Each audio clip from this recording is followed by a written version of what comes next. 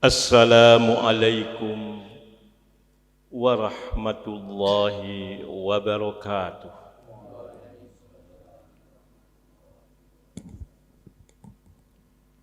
Alhamdulillahi rabbil alamin. Wabihi nasta'inu ala umuri dunya waddin. Ashhadu an la ilaha illallah wahdahu la syarika lah. Al-Malikul Haqqul Mubin. Wa ashhadu anna Muhammadan abduhu wa rasuluh. Shadiqul wa'dil amin. Allahumma salli wa sallim ala abdika wa rasulika khatamin nabiyyin Sayyidina wa habibina wa syafi'ina Muhammadinil mab'uthi rahmatan lil alamin wa ala alihi wa ashabihi ajma'in. Bapak-bapak, ibu-ibu, saudara-saudari, jamaah subuh Masjid Al-Mukhlasin yang dimuliakan Allah.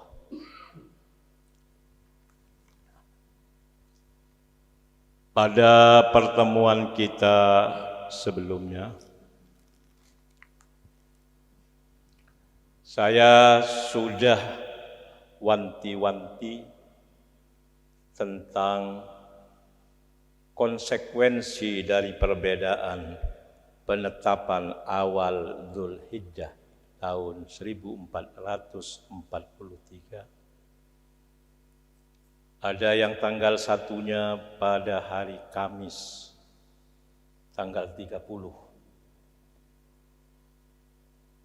bulan Juni 2022. Ada yang jatuh pada tanggal 1 Juli 2022, yakni pemerintah dan berbagai ormas Islam yang lain selain Muhammadiyah.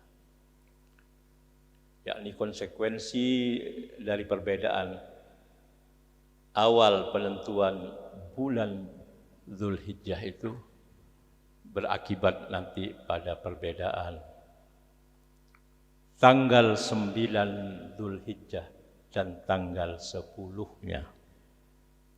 Tanggal 9 Dzulhijjah yang kita kenal sebagai Yaumu Arafah, Yauma Arafah, Yaumi Arafah, dan tanggal 10 sebagai hari Idul Adha. Dan hari ini kita menyaksikan perbedaan itu, antara lain sebagian kita sudah melaksanakan ibadah puasa hari Arafah, saumu yaumi arafata, yakni bagi yang memasuki tanggal 1 Dzulhijjah pada tanggal 30 Juni yang lalu. Sedangkan kita, mayoritas umat Islam di Indonesia mengikuti pemerintah, baru akan memasuki tanggal 9 Dzulhijjah atau Yaumu Arafah itu pada esok hari, pada hari Sabtu. Demikian juga dalam beridul Adha, saudara-saudari kita yang hari ini sudah berpuasa Yaumu Arafah, saumu yaumi Arafah, besok pagi akan berhari Idul Adha, berhari raya. Sedangkan kita akan berhari raya pada hari Ahad. Saya pada waktu itu sudah mengingatkan bahwa marilah adanya perbedaan ini kita ambil hikmahnya, yakni bahwa bertambah pengalaman kita dalam berbeda, mudah-mudahan menambah kedewasaan kita dalam menyikapi perbedaan. Dalam kesempatan itu juga saya mengutip ucapan yang sangat monumental dan indah yang disampaikan oleh imam panutan kita kaum muslimin di Indonesia pada umumnya, yakni Al-Imam Muhammad bin Idris Asy-Syafi'i. Ra'yuna shawabun yahtamilul khata'a wa ra'yu ghairina khata'un yahtamilus shawaba. Pendapat kami adalah benar, tapi bukan benar yang absolut, melainkan benar yang yahtamilul khata'a, mengandung kemungkinan salah. Wa ra'yu ghairina khata'un, sedangkan pendapat orang yang selain kami adalah salah, makanya tidak kami pegangi pendapat itu. Tapi bukan salah yang mutlak, melainkan salah yang yahtamilus shawab, yang mengandung kemungkinan benar. Inilah yang saya sebut sebagai prinsip relativisme internal umat Islam dalam berbeda pendapat. Jangan main mutlak-mutlakan. Nampaknya setelah kutipan saya dari Imam Asy-Syafi'i ini viral di YouTube itu, ada beberapa orang japri pada saya, menanyakan otentisitas kutipan itu, menanyakan sumber pengambilan saya. Ada yang memanggil Kiai Malik. Ini pasti orang yang tidak kenal saya, karena saya bukan kiai. Kiai itu punya pondok pesantren. Sedangkan saya tidak punya pondok pesantren, walaupun saya jebolan pesantren dan pernah ngajar beberapa tahun di pesantren, karena saya alumni dari sebuah pesantren, yakni pesantren Krapia di bawah asuhan almarhum al-maghfurullah Mbah Ali Maksum, Kiai Haji Ali Maksum. Dan saya diminta mengajar di sana, saya mengajar sebagai murid, sebagai alumni. Jadi ini pasti orang yang tidak ngerti saya ini, yang manggil kiai. Saya bilang, saya bukan kiai, saya hanyalah seorang imam masjid yang sekarang sudah mulai tidak aktif sebagai imam karena kesehatan. Saya cuma penasehat takmir dari sebuah masjid kecil, mungil, yang menyelusup di dalam kampung lagi. Tapi alhamdulillah masjid yang kecil mungil ini diresmikan pemakaiannya oleh Menko Polhukam Republik Indonesia, Profesor Dr. Haji Muhammad Mahfud MD SHSU, dengan didampingi oleh Ibu Bupati Sleman, Ibu Dr. Randa Hajah Kustini Sri Purnomo, oleh Camat Depok, oleh Lurah Condong Catur, oleh Kepala Dusun Pak Kadus, oleh Ketua RW Pringgolayan, dan oleh Ketua RT 01 di mana masjid ini berada. Saya layani saja japri-japri itu, ada yang manggil bapak, kakak. Wah, ini pasti adik kelas saya dulu ketika masih kuliah atau ketika di pesantren. Alhamdulillah tidak ada yang manggil Lik, Malik. Biasanya ini orang yang sangat akrab, yang lebih senior dari saya. Antara lain yang juga aktif mengikuti ceramah saya di YouTube itu adalah Mbak Yu kandung dari istri saya, yakni Profesor Dr. Hajah Siti Maryam Yusuf, MSI, mantan rektor IAIN Ponorogo, Ya. Alhamdulillah juga tidak ada yang manggil saya paman, Man Malik. Ya, karena saya tahu ponaan-ponaan saya ternyata aktif juga mengikuti ceramah saya di YouTube itu. Ada misalnya Mayor Jenderal TNI Haji Farid Ma'ruf MA, itu putra dari Bakyu saya, Bakyu kandung, yang sekarang menjabat sebagai Wakil Inspektur Jenderal TNI di Jakarta. Ada ponaan saya yang juga aktif, yakni Profesor Dr. Hajah Emma Marhumah, MPD, Dekan Fakultas Dakwah dan Komunikasi UIN Sunan Kalijogo. Ada lagi keponakan saya, Kiai Arif Rahman, MA, MSI, Al-Hafidh, yang menjadi pengasuh pesantren Al-Jami'ah Al-Islamiyah di Balikpapan dan ketua Sekolah Tinggi Agama Islam di sana. Alhamdulillah yang ini, yang ponaan-ponaan ini tidak ada yang japri. Man Malik dapat dari mana sampean itu? Tidak ada. Alhamdulillah. Rupanya mereka cukup percaya gitu ya. Tapi saya kira penting itu pertanyaan itu, karena sekarang musimnya hoax ya. Musimnya konten-konten yang hoax.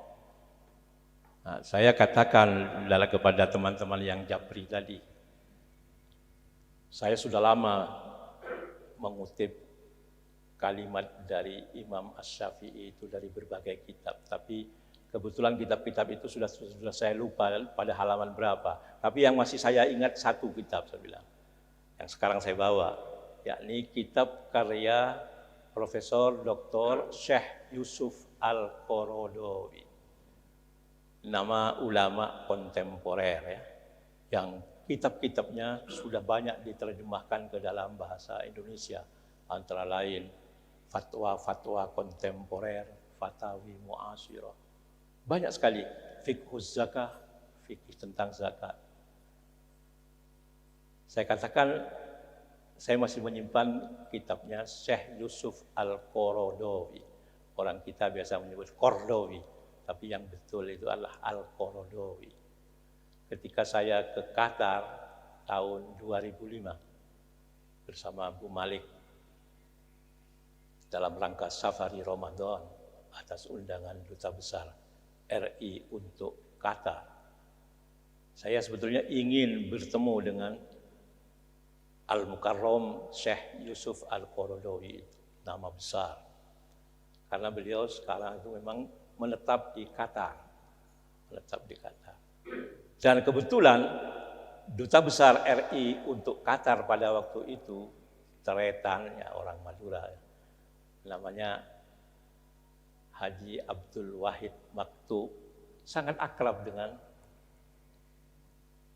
Qaradawi, dengan Syekh Qaradawi.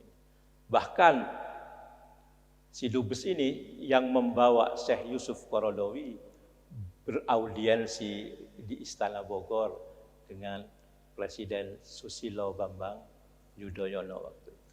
Saya ingin sekali bertemu, tapi kebetulan beliau pada waktu itu sedang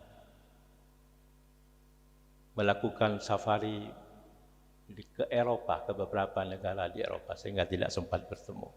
Ya, saya kutip kata-kata tadi yang merupakan prinsip relativisme internal umat Islam itu dari kitabnya Syekh Yusuf Al-Qaradawi yang berjudul Al-Halalu wal Haramu fil Islam.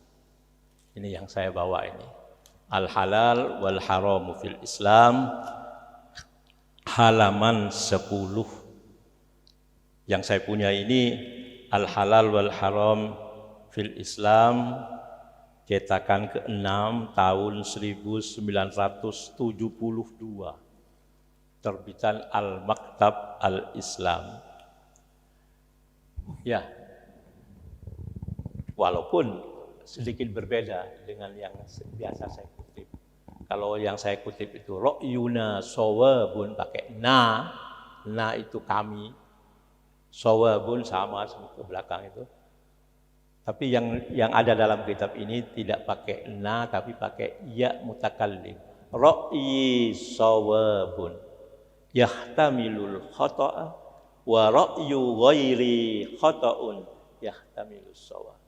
Kalau yang saya kutip, biasa saya kutip, pendapat kami adalah benar. Tapi kalau yang tertulis dalam kitabnya Syekh Yusuf Al-Qaradawi ini adalah ra'yi shawab, pendapatku.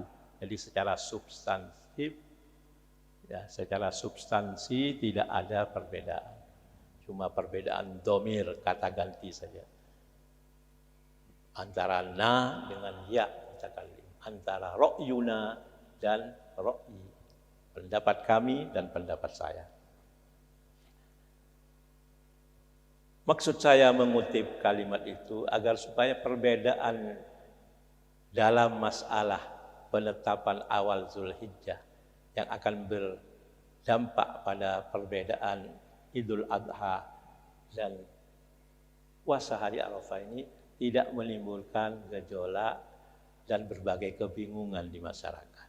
Silahkan yang mau berhari raya hari Ahad, silahkan. Hari Sabtu, silahkan. Puasa hari Arafah hari ini, hari Jumat, silahkan. Yang mau besok, silahkan. Maksud saya, tidak usah dipertentang. Ini keinginan kita. Tapi ternyata di media sosial itu ramai. Ya. Salah satu di antara keramaian itu adalah munculnya orang-orang dari kelompok pendukung ideologi khilafah yang ada dalam sebuah ormas Islam terlarang yang bernama Hizbut Tahrir Indonesia, Partai Pembebasan Indonesia. Ini yang bikin ribut itu. Ya. Yang bikin gaduh ini munculnya orang-orang HTI ini. Sebelumnya perbedaan semacam ini tidak masalah. Muhammadiyah dan NU itu sudah lama berbeda. Berbeda dalam hal penentuan awal bulan. Berakibat perbedaan hari raya, perbedaan puasa. Sudah lama. Tapi perbedaan antara mereka ini tidak sampai menimbulkan kegaduhan seperti yang ada sekarang. Karena apa? Karena perbedaan antara NU dan Muhammadiyah itu hanyalah perbedaan akibat metodologi. Akibat metode yang digunakan oleh kedua organisasi ini. Muhammadiyah dalam menetapkan awail asyuhur al-qamariyah, awal bulan qamariyah, menggunakan hisab, menggunakan ilmu astronomi titik. Kalau menurut perhitungan hisab atau perhitungan astronomi, pada tanggal 29 suatu bulan, sore hari menurut perhitungan astronomi, sudah ada hilal atau bulan sabit di atas horizon, di atas ufuk, maka sudah dianggap masuk tanggal 1. Tanpa melihat sejauh mana ketinggian hilal atau bulan sabit dimaksud.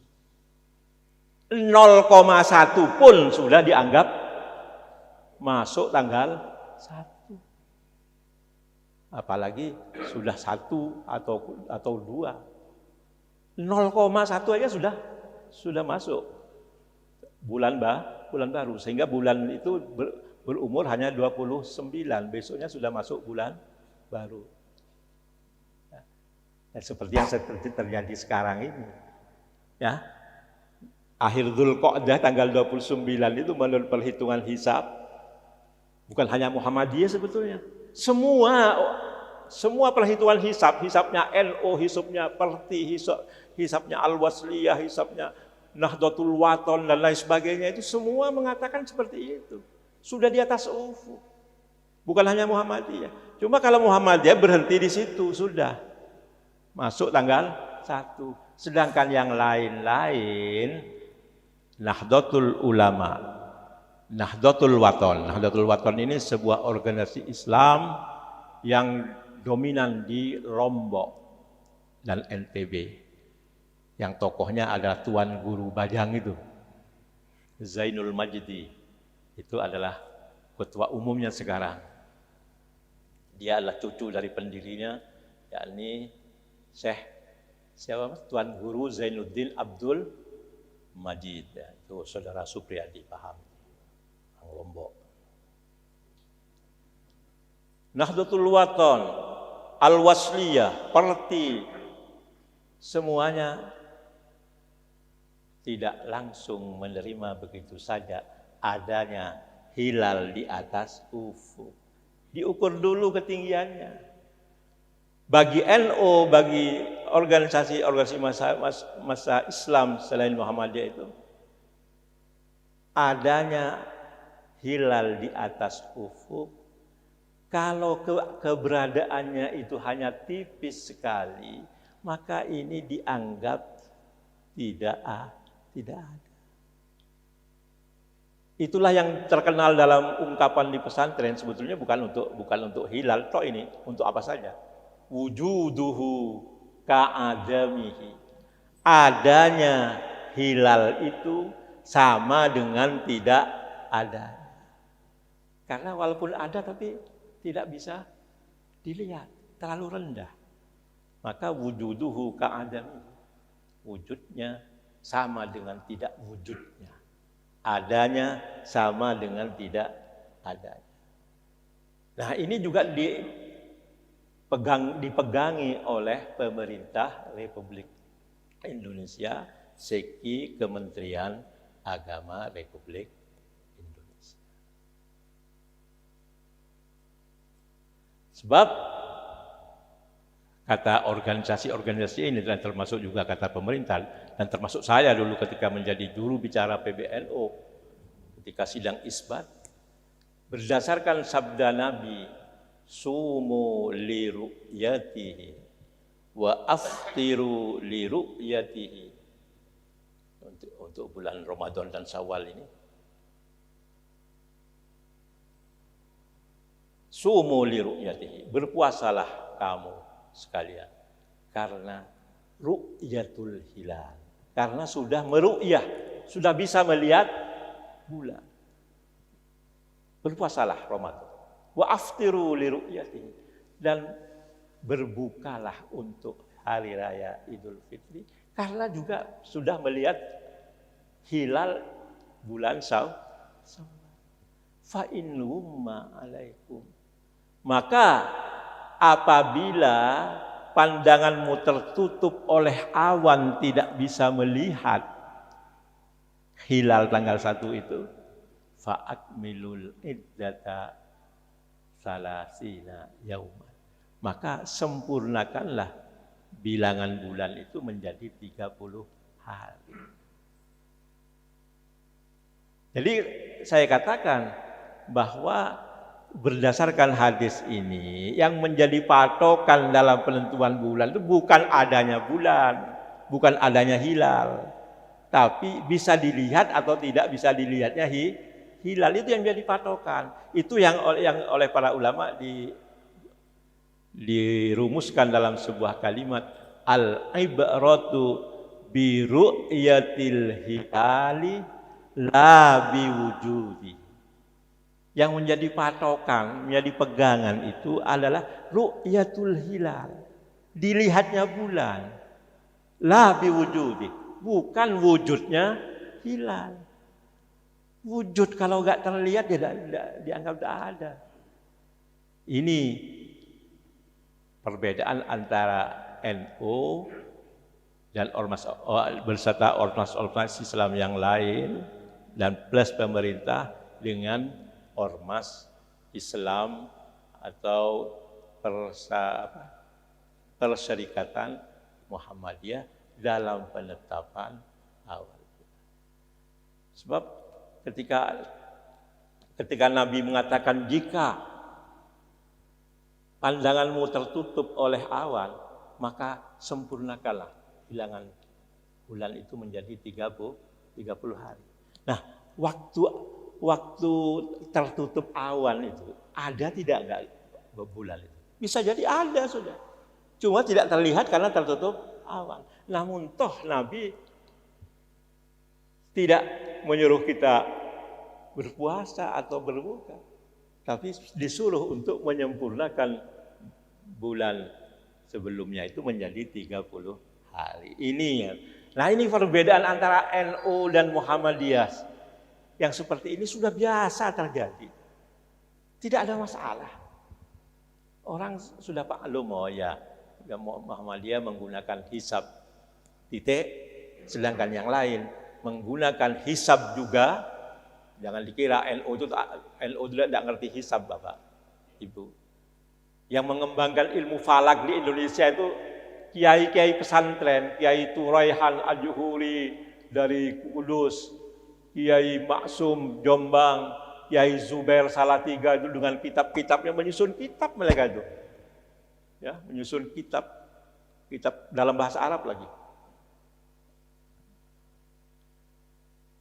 Mereka paham betul tentang ilmu falak itu, tapi mereka mengatakan bukan hisabnya itu yang menjadi penentu. Hisab itu menjadi penuntun supaya kita dalam meru'yat itu punya pegangan. Orang ngawur. Pokoknya kalau tidak tahu ilmu hisab, melihat hilal di ufuk barat sana bisa baratnya mana terserah kan. Padahal kalau dengan ilmu maka bisa fokus. Oh ini sekian derajat ini lintang utara dan lain sebagainya. Nah ini, jadi kalau Muhammadiyah berpegang kepada hisab titik, sedangkan yang lain berpegang kepada hisab dan diverifikasi, dikonfirmasi dengan observasi lapangan yang disebut ru'yat. Itu berjalan bertahun-tahun kayak gitu tuh, tidak ada masalah.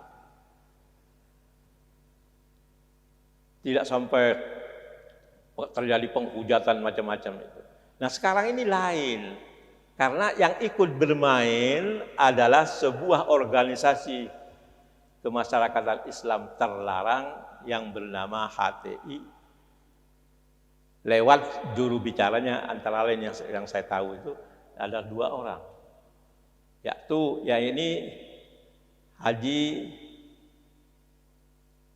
Muhammad Siddiq Al-Jawi, ya, itu orang Jogja nampaknya, dan pernah menjadi pengurus MUI Komisi Fatwa pada masa kepengurusan sebelum ini. Sekarang sudah tidak, karena HTI-nya sudah bubar, tidak perlu ditampung, tidak perlu diakomodir dalam kepengurusan Majelis Ulama Indonesia. Yang satu Nasruddin Johar.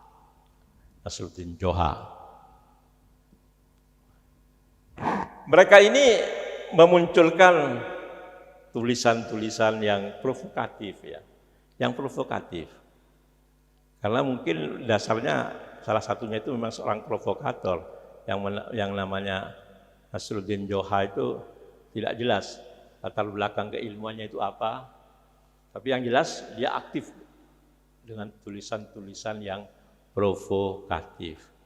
Antara lain sebuah tulisan yang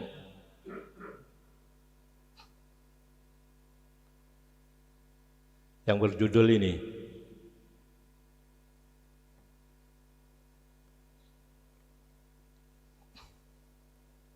Haji itu di Arafah, bukan di Nusantara. Memangnya siapa yang bilang haji itu di Indonesia, di Nusantara, di Sumatera, Jawa atau di mana? Memangnya siapa? Jadi haji itu di Arafah, bukan di Nusantara. Kemudian Muhammad Siddiq Al-Jawi menulis, ya, hukum puasa Arafah berbeda dengan hari wukuf, judulnya. Jawabannya apa? Intinya, haram hukumnya muslim berpuasa Arafah pada hari yang berbeda dengan waktu wukuf di Arafah. Kita tahu wukuf di Arafah tahun ini berlangsung pada hari Jumat tanggal 10, di tanggal berapa? Tanggal 9 Juli, gitu. 9 Juli 2022. Nah, maka kalau orang mau berpuasa Arafah, puasalah hari ini. Bagaimana hukumnya kalau orang itu berpuasa Arafah berbeda dengan waktu wukuf di Arafah?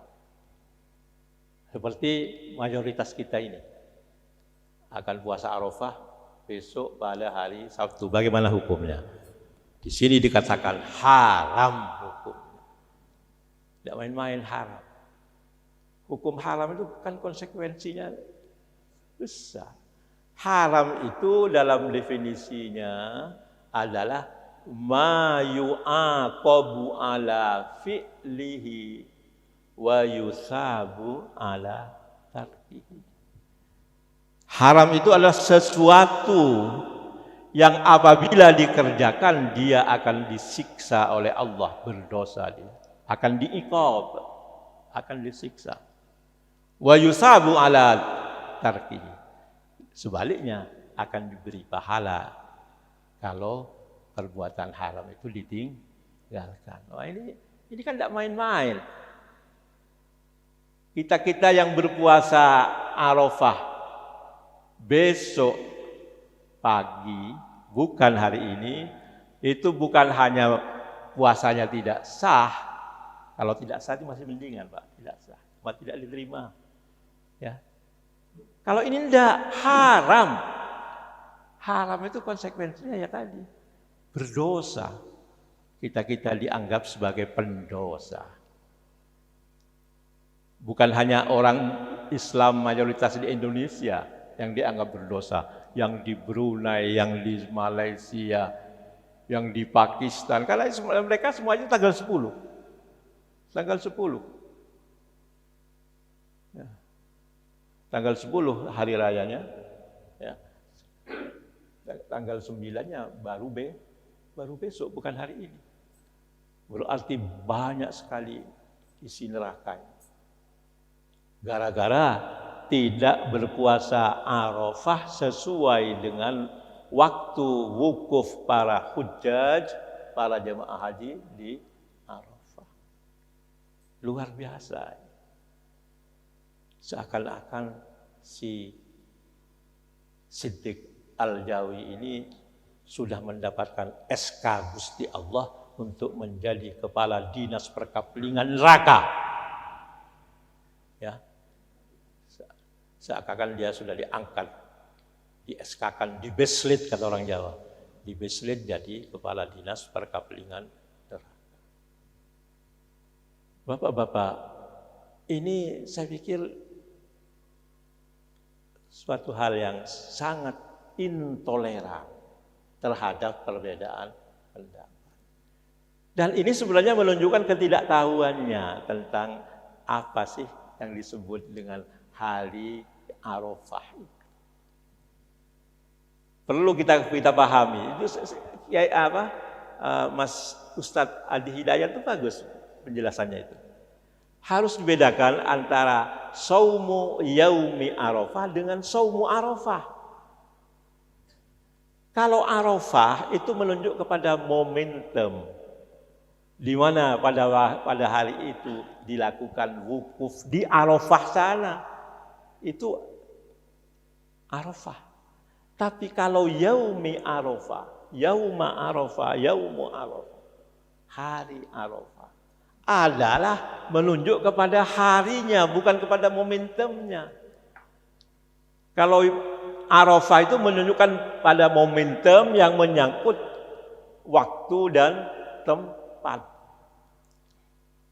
Waktunya 9 Zulhijjah, tempatnya di Arafah sana, yang beberapa kilometer dari luar kota Mekah itu. Di sana itulah wukuf Arafah itu di situ. Jadi momentumnya itu. Tapi kalau hari Arafah, Yaumu Arafah, hari Arafah, itulah hari tanggal 9. Tanggal 9-nya itu hari Arafah. Nah, tanggal 9 itu bisa jadi di suatu negara berbeda dengan yang di Arafah sendiri, di Mekah itu sendiri. Karena perbedaan letak geografis. Dalam bahasa para ulama itu karena ikhtilaful matali'. Berbeda matla'. Matla' itu tempat waktu terbitnya bulan. Apalagi kalau perbedaannya sampai 6 jam, 8 jam, 10 jam. Itu tidak mungkin harus sama. Makanya para ulama antara lain ini ulama lama sudah paham ini. Cuma Nasruddin Hoja yang tidak paham. Ulama-ulama lama dalam kitab, misalnya dalam kitab Raddul Mukhtar ala Durril Mukhtar, sebuah karya fikih yang sangat otoritatif, sangat terpandang di kalangan madhab Hanafi, pengikut Imam Abu Hanifah. Itu jelas-jelas beliau mengatakan bahwa untuk ibadah Dzulhijjah di luar manasik haji berlaku matla' dari masing-masing negara. Jadi di luar ibadahnya, di luar ibadah haji, di luar wukufnya, seperti apa ibadah Dzulhijjah itu? Ya seperti puasa itu. Puasa Arafah itu bukan bagian dari manasik haji. Arafahnya, wukuf Arafahnya yang bagian dari ibadah haji. Itu harus ikut sana, harus ikut Saudi. Tidak boleh ikut matlak yang lain. Mengerjakan ibadahnya di sana kok ikut matlak Indonesia, ikut matlaknya Pakistan, tidak bisa. Itu untuk manasik hajinya itu harus ikut pemerintah Arab Saudi. Kalau tidak ikut nanti masing-masing berdasarkan matlak negaranya kacau balau itu pelaksanaan ibadah haji. Ya, jadi untuk manasik hajinya memang terikat kepada apa yang ditetapkan oleh pemerintah Arab Saudi.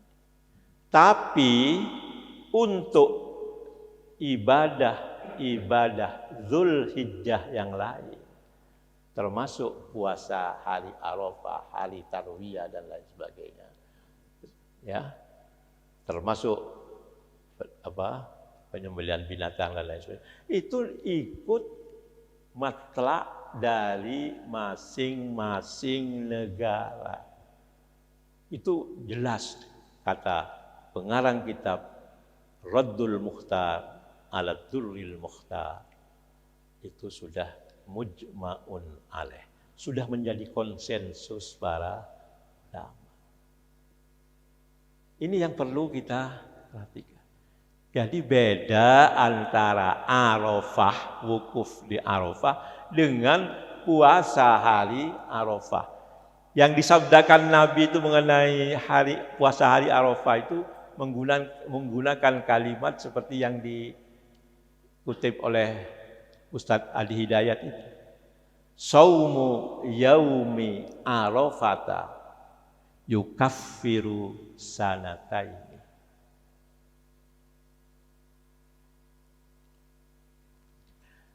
Puasa hari Arafah, yaumi Arafah, puasa hari Arafah, Ya kapan hari Arafah kita? Hari Arafah kita sesuai dengan keputusan pemerintah Indonesia berdasarkan matla Indonesia. Yakni puasa Arafah kita pada tanggal 9 Juli. Itulah 9 Dzulhijjah kita kebetulan bersamaan dengan 9 Juli. Begitu.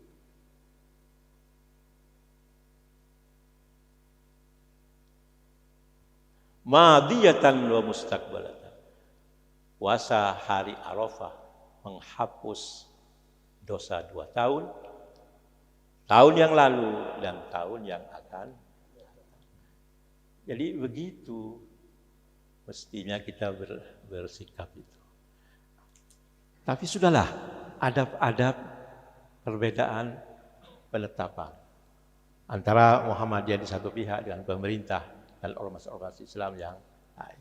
Tapi jangan sampai dibawa-bawa kepada masalah haram dan lain sebagainya. Ya. Yang perlu kita sikapi ialah perbedaan antara Muhammadiyah dan NU murni karena metodologi. Tapi kalau perbedaan antara HTI dan kelompok pengusung ideologi khilafah ini dengan pemerintah kita bukan karena metodologi. Kan mengapa tidak kok bukan metodologi? Bukan. Mereka metodenya sama dengan NU dengan pemerintah, yakni ru'yah. Sama. Jadi kalau Muhammadiyah menggunakan hisab lalu muncul dengan hari raya Idul Adha hari Sabtu, Arafahnya hari Jumat. Itu karena metodologi, karena metode hisabnya. Tapi kalau HTI ini tidak. HTI ini berhari raya hari Sabtu, berarafah, berpuasa Arafah hari Jumat. Mereka bukan karena hisab. Mereka pendukung ru'yah. Tapi ru'yahnya Arab Saudi. Yang ru'yah Arab Saudi ini harus berlaku secara internasional. Mengapa? Karena HTI ini tidak mengakui adanya negara bangsa, Pak. Nation states, negara-negara bangsa yang muncul di awal abad ke-20. Muncul menjadi Republik Indonesia, Kerajaan Malaysia, Kesultanan Brunei Darussalam, Republik Islam Pakistan, Republik Islam Arab Mesir, Republik Arab Mesir, dan lain sebagainya ini kan negara-negara bangsa, nation state, yang masing-masing negara berdaulat dan memiliki otoritas sendiri-sendiri. HTI dengan ideologi khilafahnya tidak mengakui keberadaan dari negara-negara bangsa ini, termasuk NKRI. Makanya rukyatnya NKRI tidak ada harganya di mata HTI. Dan itu terang-terangan saudara Nasruddin Johar, yang sebetulnya saya pikir tidak paham agama, itu cuma provokator aja. Kalau Siddiq Al-Jawi itu dia peminat ilmu fikih, dan kutipannya dari kitab-kitab fikih banyak, walaupun tidak benar cara pemahamannya. Nasruddin Johar ini terang-terangan menghantam negara bangsa itu. Nation state yang ada inilah sekat-sekat jahiliyah macam-macam. Jadi orang ini masih mengimpikan bahwa dunia ini diperintah oleh sebuah khilafah. Seperti yang diinginkan oleh siapa? Al-Baghdadi Ibrahim, ya, yang di Suriah itu. ISIS, pimpinan Islamic State of Iraq and Syria, atau dalam bahasa Arabnya disebut Daesh, Dal Alif Ain Shin. dalnya daulah, alifnya Islamiyah, ainnya Iraq, fil Iraq, shidnya Syam, fil Iraq wasyam. Mereka ini kan mengimpikan berdirinya sebuah khilafah yang menaungi seluruh kaum muslimin di seantero dunia. Mana bisa? Wong orang Islam itu sudah hidup di dalam negara, di bawah negara-negara bangsa. Hidup di bawah pemerintahan kerajaan Arab Saudi, Kesultanan Oman, Republik Mesir, Republik Indonesia, Republik Islam Pakistan, Republik Islam Iran. Kok harus tunduk kepada sebuah khilafah? Saya sudah katakan tempo hari itu. Islam mewajibkan adanya negara. Bahwa kaum muslimin agar supaya tidak kacau balau kehidupannya harus hidup di bawah naungan negara. Sudah jelas. Kalau tidak, maka akan terjadi faudo, akan terjadi chaos, akan terjadi kekacau balauan dalam kehidupan ini. Tapi saya katakan, Islam tidak menentukan bentuk negara tertentu, sistem pemerintahan tertentu bagi negara yang menjadi tempat naungan kaum muslim. Dan saya katakan, bagi umat Islam di Indonesia, negara kesatuan Republik Indonesia sudah merupakan bentuk final. Tidak usah neko-neko mau membentuk khilafah, membentuk NII, Negara Islam Indonesia. Karena itu hanya akan menimbulkan malapetaka. Nah ini ideologi khilafah ini tidak mengakui keberadaan negara-negara bangsa itu. Makanya dalam hal ru'yat dari masing-masing negara Islam dianggap tidak ada. Mereka menafikan ru'yat dari berbagai negara Islam. Yang ada hanya ru'yat tunggal yang berlaku untuk seantero dunia. Sekali lagi, inilah ideologi khilafah mereka. Kita harus lawan ini. Ya, kita harus lawan. Bukan hanya orang Indonesia saja sebetulnya yang berkepentingan untuk melawan, ya, melawan pikiran-pikiran sesat ini. Semua kaum muslimin yang hidup di berbagai negara berkepentingan untuk menolak cara berpikir seperti itu. Dan memang dalam kenyataannya HTI itu bukan HTI, HT. Kalau di Indonesia HTI. HT itu di mana-mana sudah dibubarkan, sudah dilarang oleh negara-negara di mana mereka berada.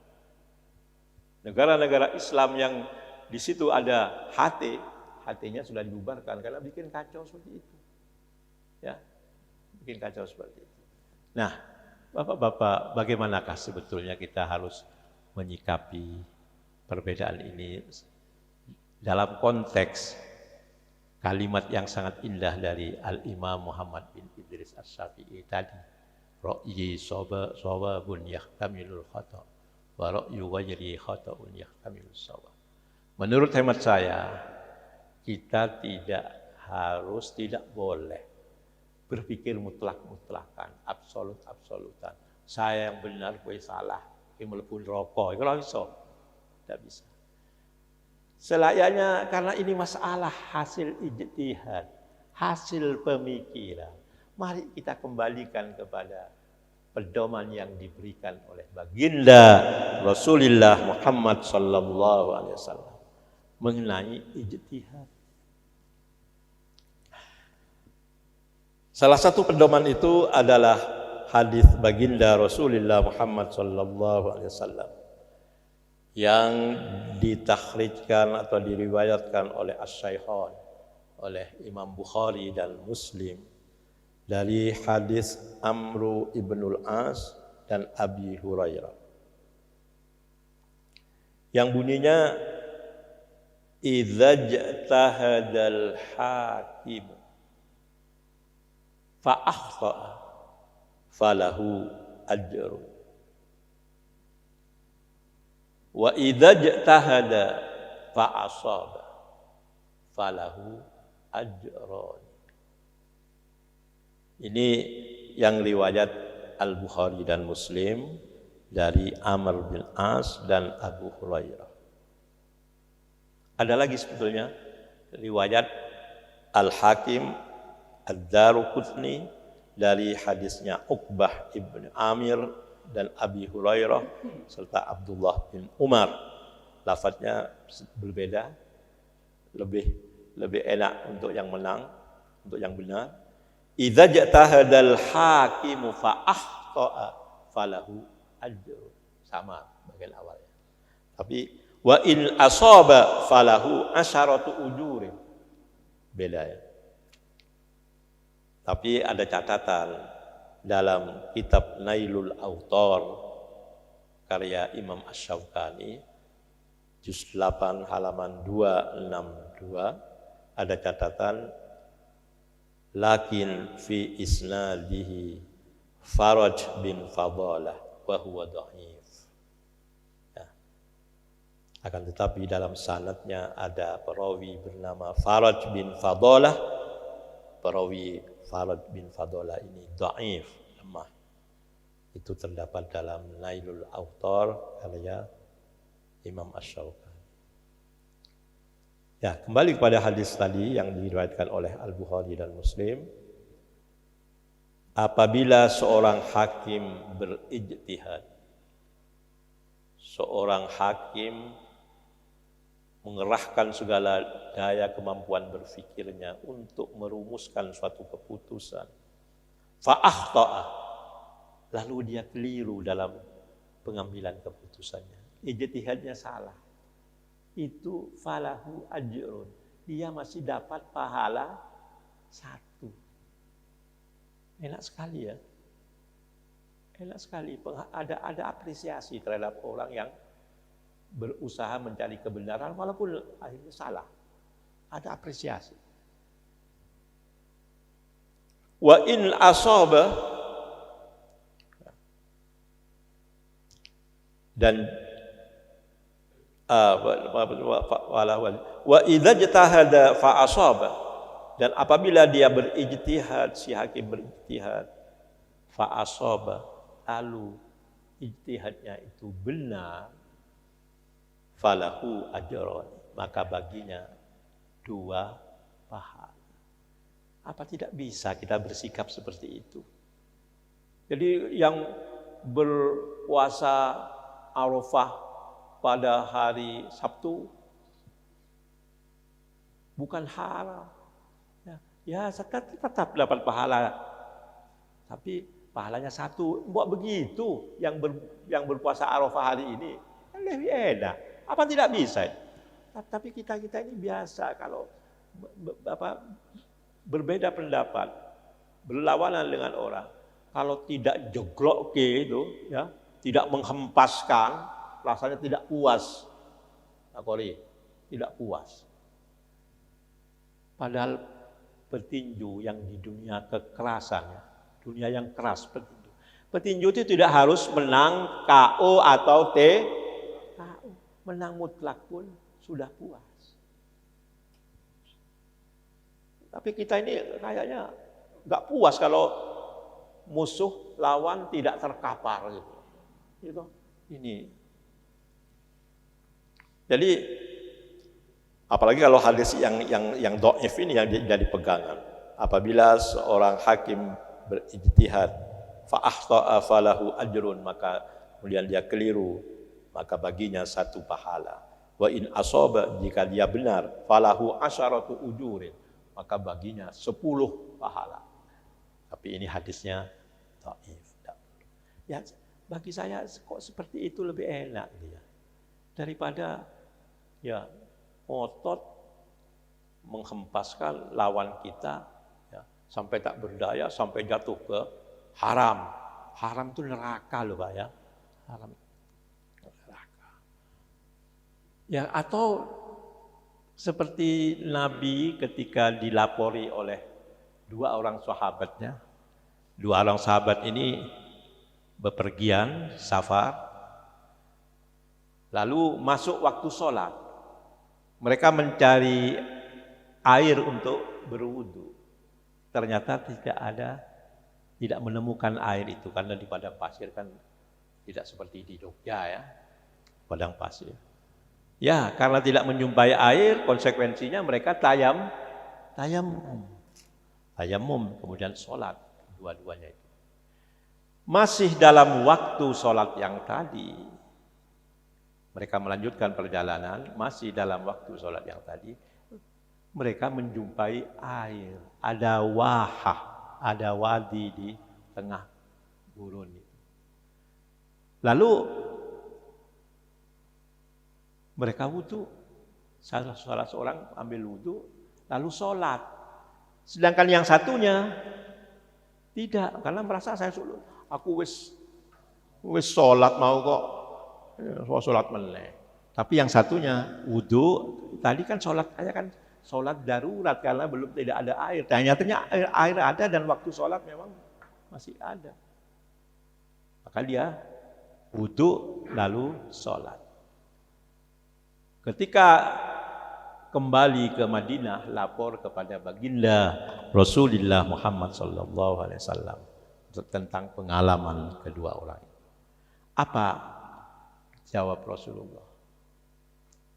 Kepada orang yang tidak berwudu, tidak sholat lagi, Rasulullah berkata, qad asobta sunnata. Kamu sudah sesuai dengan sunnah. Artinya sudah benar, sudah cukup. Kepada yang mengulang, yang wudu dan mengulang sholatnya, Nabi bersabda, lakal ajru marrotain. Bagimu pahala 2 kali lipat. Apa tidak sebaiknya seperti itu aja lah. Tidak usah ngotot, tidak usah pertenteng, mau haram ini. Ya. Saya kira itulah pendapat Al-Imam Asy-Syafi'i, bahwa pendapat kita benar tapi bukan kebenaran yang absolut. Pendapat orang lain kita salah tapi bukan kesalahan yang absolut. Sangat layak untuk kita pegang. Tapi memang dalam setiap komunitas itu ada kecenderungan moderat di samping kecenderungan ekstrim. Jadi ada kaum ekstremis, ada yang kaum moderat. Di mana-mana itu. Di kalangan orang NU juga ada NU yang ekstrim, ada NU yang moderat. Di kalangan Muhammadiyah juga sama. Di kalangan Syiah ada Syiah yang moderat, ada Syiah yang ekstrim. Syiah yang ekstrim itu antara lain Syiah yang mengatakan bahwa malaikat Jibril itu sebetulnya salah alamat. Ketika diminta oleh Allah untuk menyampaikan wahyu kepada Ali bin Abi Thalib, dia malah masuk ke kamarnya Muhammad, sehingga Nabi Muhammad lah yang menerima wahyu Al-Quran. Padahal Jaljalin diminta dia itu menyampaikan kepada Sayyidina Ali. Ini sampai malaikat salah alamat Tuhan. Aduh, ini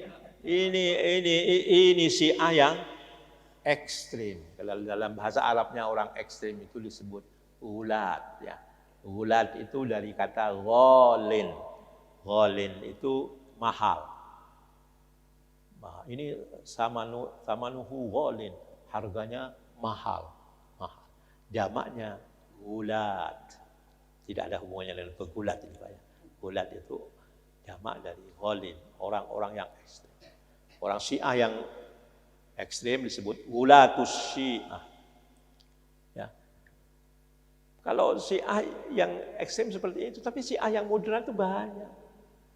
Ya, saya banyak punya kitab tafsirnya orang-orang Syiah dan saya pernah menerjemahkan kitab pengantar ilmu tafsirnya orang Syiah. As-Sayyid Muhammad Husain Toba-Tobai namanya. Baik, bagus sekali tafsirnya itu. Nah, bahkan seorang ulama sunni dari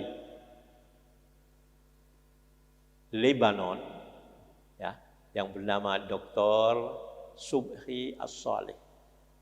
Dr. Subhi As-Salih ini banyak karya-karyanya yang menjadi buku wajib di IAIN atau di UIN, terutama mengenai ulumul Quran, ilmu Al-Quran. Beliau mengalami kehidupan yang keras di Lebanon. Kita tahu Lebanon ini pernah perang saudara antara Islam, ya, Islam Sunni melawan Kristen Maronit, melawan Syiah Amal. Ya. Beliau ini termasuk korban dari perang saudara itu. Beliau meninggal dalam keadaan teraniaya karena perang saudara itu. Menulis dalam salah satu bukunya yang berjudul An-Nudhumul Islamiyatu Nash'atuha wa Tatawwuruha.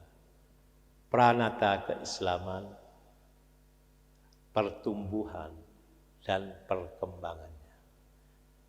Itu beliau menghayati betul permusuhan antara Syiah Sunni dan Kristen Maroni yang terkenal dengan pasukannya Palangis itu ya, pasukan Palangis. Kalau kita baca perang-perang saudara di Lebanon pada waktu itu. Dia mengatakan dengan terus terang, la furuqa jauhariyah baina ahli sunnah wa mu'tadilis syiah. Sebenarnya tidak ada perbedaan substantif antara ahlus sunnah wal jamaah di satu pihak dengan mu'tadilis syiah, dengan syiah yang moderat. Yang berbeda banget itu dengan syiah yang ekstrim tadi, gulatus syiah. Itu. Padahal beliau ini hidup di tengah-tengah perang saudara antara mereka. Tapi secara terus terang mengakui sebenarnya antara ahlus sunnah wal jamaah dengan syiah yang moderat tidak ada perbedaan yang substantif. La furuqa jauhari. Tidak ada perbedaan yang substantif. Perbedaan-perbedaannya hanya perbedaan-perbedaan yang tidak substantif.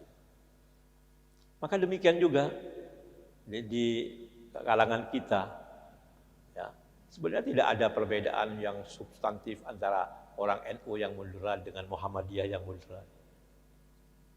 Yang ada itu adalah antara mereka-mereka yang ekstrim itu. Makanya orang seperti saya mungkin dianggap tidak terlalu NU. Ya, karena saya tidak bersedia untuk mengatakan ibadahnya orang Muhammadiyah itu tidak sah. Sebagaimana orang Muhammadiyah yang moderat tidak akan berani mengatakan ibadah saya tidak sah. Yang melainkan seperti tadi itu.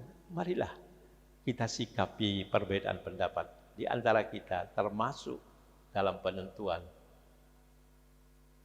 puasa Arafah tanggal berapa di Indonesia ini dengan penuh toleransi. Tidak boleh main mutlak-mutlakan. Kalau kita benar, maka kebenaran kita itu 2 pahala. Kalau mereka cuma dapat 1 pahala. Demikian juga mestinya mereka bersikap. Saya kira dengan demikian, maka apa yang diucapkan oleh Imam Muhammad bin Idris Asy-Syafi'i ini bisa bermakna dalam kehidupan kaum muslimin dan muslimat. Mudah-mudahan kita senantiasa mendapatkan taufik, hidayah, i'anah dan inayah Allah Subhanahu wa taala. Amin ya mujibas sa'il. Mari kita berdoa. Tawassulan bil amali salih listijabati du'aina. Al-Fatihah. A'udzu billahi minasy syaithanir rajim. Bismillahirrahmanirrahim. Alhamdulillahi rabbil alamin. Ar-Rahmanir Rahim. Maliki yaumiddin. Iyyaka na'budu wa iyyaka nasta'in. Ihdinas siratal mustaqim. صراط الذين أنعمت عليهم غير المغضوب عليهم ولا الضالين آمين. بسم الله الرحمن الرحيم. الحمد لله رب العالمين حمدا يوافي نعمه ويكافئ مزيده. يا ربنا لك الحمد كما ينبغي لجلال وجهك وعظيم سلطانك. اللهم صل على نور الأنوار وسر الأسرار وترياك الأغيار ومفتاح باب اليسار سيدنا ومولانا محمد المختار وآله الأطهار وأصحابه الأخيار عدد نعم الله وإفضاله. اللهم اجعل اجتماعنا هذا اجتماعا مباركا مرحوما واجعل تفرقنا بعده تفرقا معصوما. اللهم لا تدع لنا في اجتماعنا هذا ذنبا إلا غفرته ولا هما إلا فرجته ولا دينا إلا قضيته ولا حاجة من حوائج الدنيا والآخرة هي لك رضا إلا قضيتها يا أرحم الراحمين. اللهم انفعنا بما علمتنا وعلمنا ما ينفعنا وزدنا علما. ربنا هب لنا من أزواجنا وذرياتنا قرة أعين واجعلنا للمتقين إماما. ربنا لا تزغ قلوبنا بعد إذ هديتنا وهب لنا من لدنك رحمة إنك أنت الوهاب.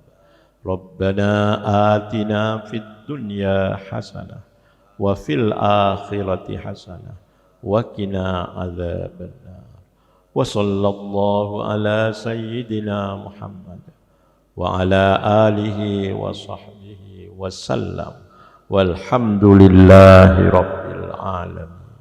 ببركة الفاتحة. أعوذ بالله. الحمد لله رب العالمين الرحمن الرحيم مالك يوم الدين إياك نعبد وإياك نستعين اهدنا الصراط المستقيم صراط الذين أنعمت عليهم غير المغضوب عليهم ولا الضالين. وآخر دعوانا أن الحمد لله رب العالمين والله الموفق وهو المستعان وعليه التكلان. والسلام عليكم ورحمة الله وبركاته.